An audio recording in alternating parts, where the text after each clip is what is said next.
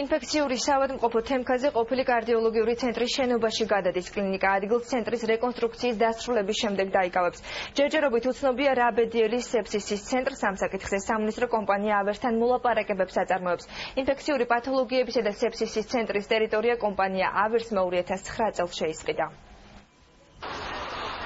ინფექციური პათოლოგიების შიდსისა და სეფსისის ცენტრს, რომელიც უკვე რამდენიმე ათეული წელია ყაზბეგის გამზირზე მდებარეობს, შენობის დაცლა მოუწევს. სამედიცინო ცენტრის მენეჯმენტის ინფორმაციით, დაწესებულების დატოვებას მათ ფლობელი კომპანია ავერსი ფარმა სთხოვს.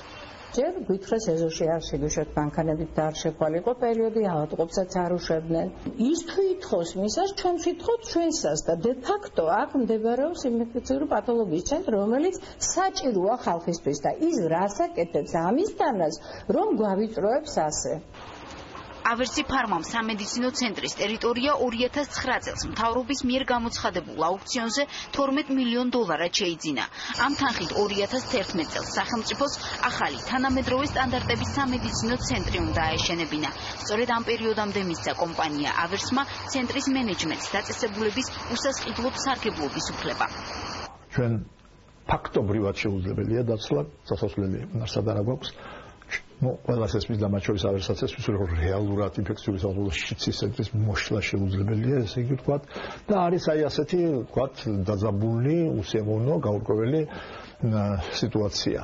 სამედიცინო დაწესებულების მენეჯმენტის პრეტენზიებს კომპანია ავერსმა დღეს წერილობით უპასუხა. ეს ბრალდებები სრული სიცრუეა. ნებისმიერ დაინტერესებულ პირს პირადად შეუძლია მივიდეს ტერიტორიაზე და დარწმუნდეს, რომ არც პაციენტებს, არც თანამშრომლებს, არც პაციენტის მნახველებს არავინ ავიწროებს.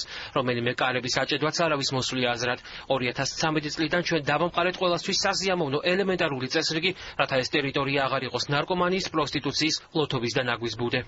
კომპანიასა და კლინიკას შორის არსებული დავის მოგვარებაში ჯანდაცვის სამინისტრო ჩაერთო. რამდენიმე თვიანი მოლაპარაკებების შემდეგ გადაწყდა, რომ ინფექციური პათოლოგიებისა და შიდსის ცენტრი თემქაზე მდებარე ყოფილი კარდიოლოგიის ცენტრში გადავა, სადაც უახლოეს მომავალში შენობის რეკონსტრუქცია დაიწყება. მშენებლობის დასრულებამდე ინფექციური კლინიკა არსებულ ადგილმდებარეობას შეინარჩუნებს. გაკეთდება ახალი შენობის რეკონსტრუქცია და სეფსისი ინფექციური და შიდსი გადავა ახალ შენობაში. რაც ეხება სეფსისის ცენტრს, აქ მიმდინარეობს რამოდენიმე მხრივი მოლაპარაკებები, სერვისების წყვეტა არ მოხდება და მოხდება პირიქით ინფრასტრუქტურის განვითარება. ჯერჯერობით უცნობია რა ბედიელის ინფექციური საავადმყოფოს მიმდებარე ტერიტორიაზე არსებულ სეფსისის ცენტრს.